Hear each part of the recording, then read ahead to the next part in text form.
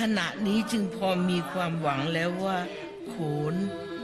ซึ่งเป็นศิลปะการแสดงชิ้นเอกของไทยคงไม่สูญหายไปข้าพเจ้าปลื้มใจมากที่ทราบว่า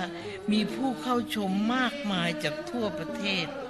เสียงชื่นชมทุกสารทิศที่ว่าโขนชุดนี้จัดได้ดีมากเป็นที่ประทับใจผู้ชมทุกเพศทุกวัยทำให้ข้าพเจ้าและ